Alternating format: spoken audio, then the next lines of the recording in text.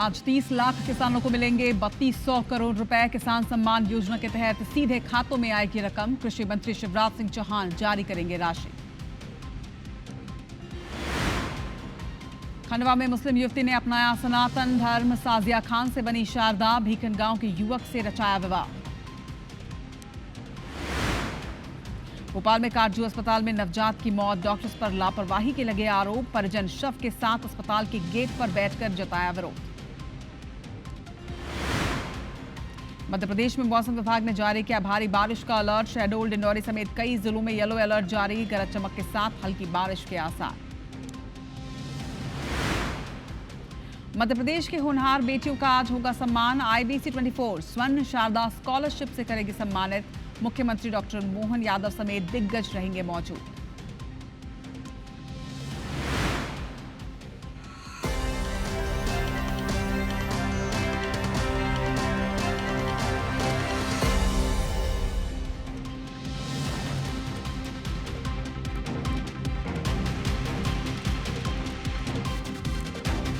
नमस्कार, आप देख रहे हैं मध्य प्रदेश छत्तीसगढ़ का नंबर 1 न्यूज चैनल IBC 24। मैं हूं आप सभी के साथ रचना नितेश और वक्त हो चला है मेरा मध्य प्रदेश का, यानी मध्य प्रदेश की हर छोटी बड़ी खबरों से आपको करेंगे अपडेट। और चलिए और अब रुक करते हैं एक और खबर का, जो कि इंदौर से सामने आ रही है। रक्षाबंधन मनाने के लिए इंदौर से कटनी जाते समय लापता हुई अर्चना तिवारी के मामले में पुलिस हर एंगल से जांच कर रही है। रानी कमलापति रेलवे स्टेशन पुलिस मामले में जांच कर रही है। इस बीच इंदौर के गर्ल्स हॉस्टल का एक वीडियो आपके टीवी स्क्रीन पर है। ये तस्वीरें आप देखिए, ये तस्वीरें साफ बता रही हैं युवती हॉस्टल से निकलती हुई नजर आ रही है। इस वीडियो में अर्चना जो लापता है इस वक्त, वो हॉस्टल से बैग लेकर निकल रही है। जांच के दौरान पुलिस को यह भी जानकारी मिली है कि लापता होने से पहले अर्चना ने कुछ खास नंबरों से लगातार बातचीत की। अब पुलिस इन नंबरों को भी ट्रेस कर रही है ताकि उनसे बात करने वाले तक पहुंचाया जा सके। क्या है ये पूरा मामला, जायजा लिया है हमारे संवाददाता ने।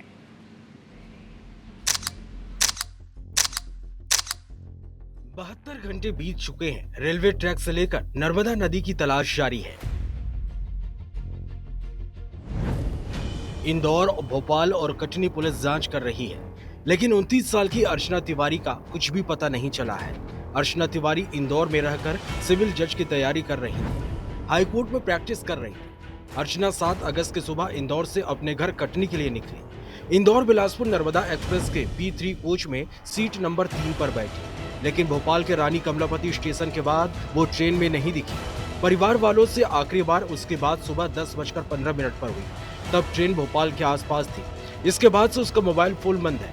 कटनी GRP में 0 FIR दर्ज कर डायरी भोपाल भेज दी गई है। रानी कमलापति में असल गुम इंसान कायम करके गुमशुदा की तलाश की जा रही है। सभी प्लेटफार्मों पर, सभी लोकल एरिया में पड़ने वाले सिटी थानों को RM कर दिया गया है। CCTV फुटेज देखे जा रहे हैं। फोन की कॉल डिटेल ली जा रही है। पार्टियां लगी है। शीघ्र ही महिला की तलाश कर ली जाएगी। पुलिस ने अर्चना की लास्ट लोकेशन ट्रेस की तो नर्मदापुरम के नर्मदा नदी के ब्रिज के पास मोबाइल की आखिरी लोकेशन मिली। तलाश की जा रही है, लेकिन हाथ कुछ भी नहीं लगा। अर्चना के फोन की कॉल डेटा रिकॉर्ड यानी CDR निकाली जा रही है। घर वालों के अलावा एक और नंबर है जिस पर उसे फोन आते थे, उस नंबर के बारे में भी पता लगाया जा रहा है। इंदौर के जिस हॉस्टल से अर्चना आखिरी बार निकली थी, उसका वीडियो भी सामने आ चुका है। वीडियो में दिख रहा है ये वही बैग है जो परिजनों को ट्रेन में मिला। तो सवाल ये कि क्या ट्रेन में कोई अनहोनी हो गई? क्या अर्चना को कोई परेशान कर रहा था? क्या कोई पुरानी दुश्मनी जैसा मामला तो नहीं है? फिर यहाँ 0 पे टाइमिंग की और हम जब कल जानकारी लेने दोबारा GRP के पास गए कि क्या आपने क्या किया, कोई CDR निकलवाया कि लास्ट लोकेशन निकल आई, तो बोले हमारा कुछ नहीं, हमने भोपाल डायरी भेज दी है। हमने फिर भोपाल संपर्क किया वहाँ TI साहब से। उन्होंने बताया अभी हमको डायरी प्राप्त हुई है सुबह, हम CDR निकलवा रहे हैं, हमको 1 दिन का समय दीजिए तो हम CDR लोकेशन निकलवा के आपको देते हैं। आपके घर वाले आके फुटेज देख चुके हैं, जो कि फुटेज में कुछ भी नहीं दिख रहा, कहीं नहीं उतरी, ना होशंगाबाद, ना नर्मदापुरम, ना भोपाल, ना कहीं पे नहीं कोई जानकारी मिल पा रही। हालांकि अर्चना के परिजनों का कहना है कि अर्चना हर बार अकेले ही ट्रेन में सफर किया करती थी और ना ही उसकी कोई दुश्मनी थी। तो सवाल ये कि अर्चना गई तो गई कहां? हालांकि नर्मदापुरम में SDRF की टीम नर्मदा नदी में किसी अनहोनी की आशंका में सर्चिंग अभियान चला रही है।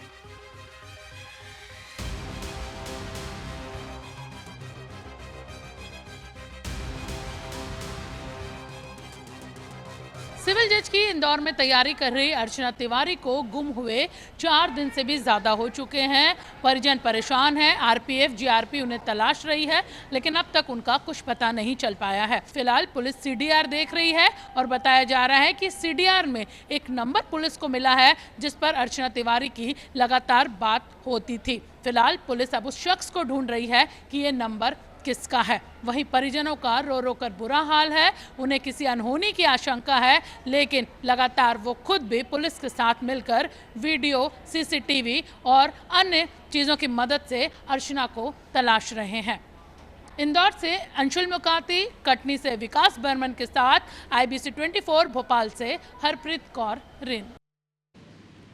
तो आखिर अर्चना गई कहाँ? फिलहाल पुलिस तलाश कर रही है, हर ओर उसकी तलाश की जा रही है। देखना होगा कि कब तक पतासाजी हो पाती है।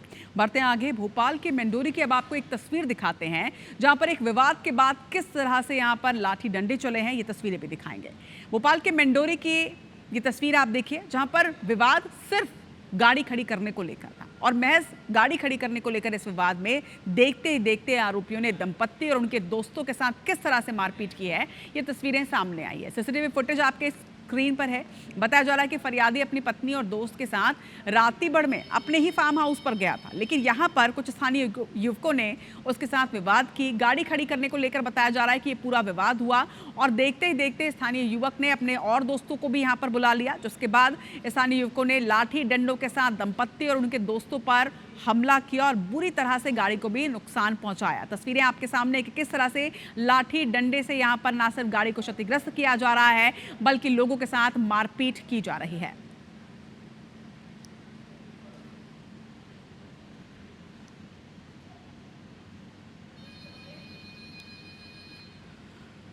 तो विवाद की ये तस्वीरें लगातार सामने आ रही है। मामूली से विवाद पर, मामूली सी बात पर लोग आपस में भिड़ जाते हैं। कुछ ऐसे ही विवाद की खबरें आप तक पहुंचाते हैं। कुछ तस्वीरों के माध्यम से आपको दिखाते हैं कि कैसे लोग आक्रोशित होते हैं और कैसे विवाद करते हैं। पहली तस्वीर जो आपके टीवी स्क्रीन पर, ये देवास की है, जहां भरोसा टोल प्लाजा पर भाजपा के हाट पिपलिया विधायक के भतीजे का वीडियो है, जिसमें विधायक के भतीजे हाथ में डंडा लेकर टोल प्लाजा के कर्मचारियों को मारने की धमकी देते दिखाई दे रहे हैं। दरअसल देवास से भोपाल के बीच टोल प्लाजा है। यहाँ पर टोल टैक्स को लेकर कुछ विवाद हुआ और जिसके बाद विधायक के भतीजे ने टोल टैक्स देने से ही मना कर दिया और गाड़ी से डंडा निकालकर न सिर्फ गाली गलौज की बल्कि मारने की धमकी भी दी। फिलहाल पुलिस ने मामला दर्ज कर लिया है। अब एक ऐसा ही विवाद आपको मुरैना का दिखाते हैं। यहाँ पर खेत में मवेशी चराने को लेकर दो पक्षों के बीच विवाद हुआ। दोनों पक्ष के लोगों ने फायरिंग और पथराव किया। वहीं गोली लगने से बताया जा रहा है कि 2 युवक घायल भी हैं। फायरिंग की आवाज भी इस वीडियो में सुनी जा सकती है। सुमावली थाना इलाके के हथरिया गांव की घटना बताई जा रही है। तो मामूली से विवाद के बाद कैसे फायरिंग की गई है, दो पक्षों के बीच विवाद का ये वीडियो भी सामने आया है। और मुरैना के बाद अब आपको तस्वीर दिखाएंगे मंदसौर की, जहां पर खरीदार और दुकानदार के बीच खराब मिठाई को लेकर विवाद हुआ और देखते ही देखते ये बढ़ गया। दोनों के बीच बहस हुई। एक पक्ष ने दूसरे पक्ष पर आरोप लगाया और कुछ युवकों ने मिलकर दुकान में मारपीट शुरू कर दी। सीसीटीवी में ये कैद हुआ है। मारपीट देखिए किस तरह से की जा रही है। संबंध में पुलिस रिपोर्ट फिलहाल सामने नहीं आई है, लेकिन खराब मिठाई को लेकर दुकानदार और खरीदार के बीच किस तरह से विवाद हुआ और कैसे ये मारपीट में तब्दील हो गई, ये तस्वीरें हैं। तो विवाद, लड़ाई और फायरिंग के साथ पथराव की ये तस्वीरें। मामूली सी बातों पर लोग विवाद करने से नहीं चूक रहे हैं, लेकिन बड़ी बात ये कि कई बार ऐसी भी घटनाएं सामने आई हैं जहां पर लोग विवाद और लाठी डंडे से ही मामला सुलझाने का प्रयास करते हैं और पुलिस तक कोई शिकायत तक नहीं पहुंचती।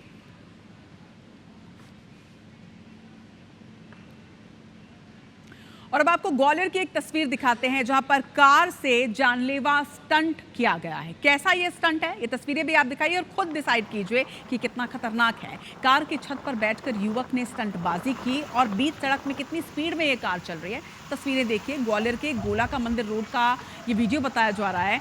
ट्रैफिक पुलिस फिलहाल कार की तलाश में जुटी हुई है। तो इन तस्वीरों में आप देख सकते हैं गोला का मंदिर रोड की ये तस्वीर है। देर रात की ये वीडियो बताई जा रही है।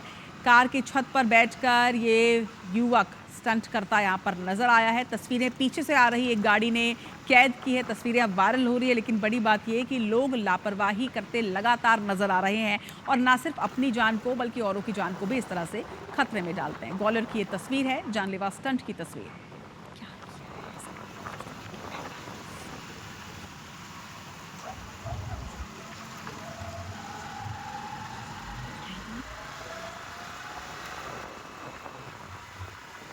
बैठा हुआ ये युवक नजर आ रहा है। ज़रा सी लापरवाही, ज़रा सी चूक और जिस तरह से जिस स्पीड में ये कार है, कोई बड़ा हादसा यहाँ पर हो सकता था और लगातार ऐसी तस्वीरें सामने आती रही हैं। IBC 24 इन तस्वीरों को आपको दिखाने के साथ ही अपील करता है कि इस तरह की स्टंटबाजी आप बीच सड़क पर ना करें, क्योंकि इससे न सिर्फ आपकी जान को बल्कि औरों की जान को भी खतरा होता है।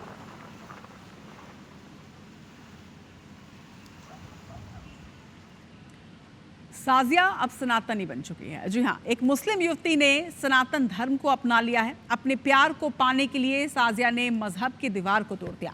साजिया कैसे सनातनी बनी, इस रिपोर्ट में आपको दिखाते हैं। साजिया सनातन मंजूर, जीवन साथी बना मयूर, 7 फेरे लेकर रचाया ब्याह, प्यार के लिए तोड़ी धर्म की दीवार।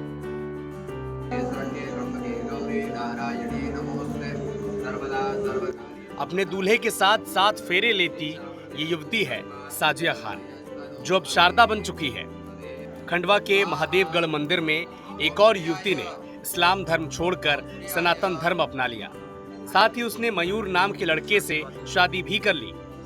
साजिया और मयूर भीकन गांव तहसील के चिल्टिया गांव के रहने वाले हैं। दोनों एक दूसरे को कई सालों से पसंद करते थे और शादी करना चाहते थे, लेकिन मजहब की दीवार दोनों को एक होने से रोक रही थी। आखिरकार साजिया ने मजहब की दीवार को तोड़कर अपने जीवन साथी को पा लिया। महादेवगढ़ मंदिर के पुजारी ने साजिया और मयूर की शादी कराई। दोनों ने महादेव को साक्षी मानकर अग्नि के 7 फेरे लिए। मुझे बचपन से ही सनातन धर्म बहुत पसंद था, इसीलिए मैंने महादेवगढ़ पे आके शादी की। सनातन धर्म में महिलाओं को देवी समझकर पूजा जाता है, इसलिए मैंने सनातन धर्म में शादी कर ली। मैंने अपनी मर्जी से की है, किसी ने मुझे जोर जबरदस्ती दबाव में आकर शादी नहीं की है। इनको बचपन से ही सनातन धर्म के बारे में वो बहुत पसंद था ये, इसलिए हमने यहाँ पे आके सनातन धर्म की रीति रिवाज के इसमें रह के विवाह किया। इन्होंने देखा है कि सनातन धर्म में महिलाओं को देवी मानकर पूजा जाता है। शारदा और मयूर अब एक दूजे के हो गए हैं। सोशल मीडिया से उन्हें महादेवगढ़ मंदिर के बारे में पता चला था। इस मंदिर में अब तक कई लोग सनातन धर्म अपना चुके हैं। युवक युवती धर्म की दीवार तोड़कर एक दूजे के हो चुके हैं। उम्मीद है कि इनका परिवार भी इन्हें एक दिन जरूर अपनाएगा। प्रतीक मिश्रा, IBC 24, खंडवा। समय है किसानों के लिए गुड न्यूज़ बताने का। केंद्रीय मंत्री ज्योतिरादित्य सिंधिया ने से मुलाकात पर पूर्व CM दिग्विजय सिंह का एक बयान सामने आया है, तो गुड न्यूज़ आपको बताएंगे, लेकिन उसके पहले एक और बड़ी खबर से आपको अपडेट कर देते हैं। सिंधिया जी मेरे पुत्र समान है, ये दिग्विजय सिंह का कहना है। सभी पार्टी के नेताओं से अच्छे रिश्ते हैं। भोपाल में एक कार्यक्रम के दौरान आपको बता रहे हैं कि दोनों की मुलाकात हुई थी। दिग्विजय सिंह को मंच पर सिंधिया लेकर गए थे और इस दौरान सिंधिया का माफ़ कीजिएगा दिग्विजय सिंह का ये बयान सामने आया है। ये बात उन्होंने कही कि सभी पार्टी के नेताओं से अच्छे रिश्ते हैं और सिंधिया तो मेरे पुत्र समान हैं।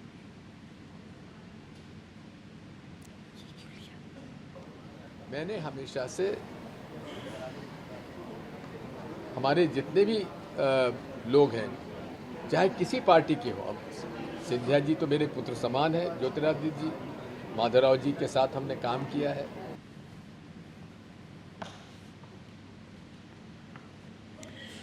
इधर राष्ट्रीय स्वयंसेवक संघ के सरसंघ चालक मोहन भागवत इंदौर के दौरे पर रहे, जहां पर उन्होंने माधव सृष्टि सेवा न्यास के कैंसर केयर अस्पताल का लोकार्पण किया। इस मौके पर उन्होंने एलोपैथी पर बौद्धिक स्ट्राइक की और आत्मनिर्भर भारत और स्वदेशी मॉडल की वकालत भी की। उन्होंने विदेशी रिसर्च रिपोर्ट्स पर सवाल उठाए। कहा कि हर शोध पूरी दुनिया पर लागू नहीं होता। कुछ मामलों में एलोपैथी की जगह आयुर्वेद और होम्योपैथिक दवाएं ज़्यादा कारगर साबित होती हैं। हर व्यक्ति के लिए व्यक्तिगत उपचार पद्धति की अवधारणा प्राचीन काल से मौजूद है, जिस पर आज भी काम करने की आवश्यकता है।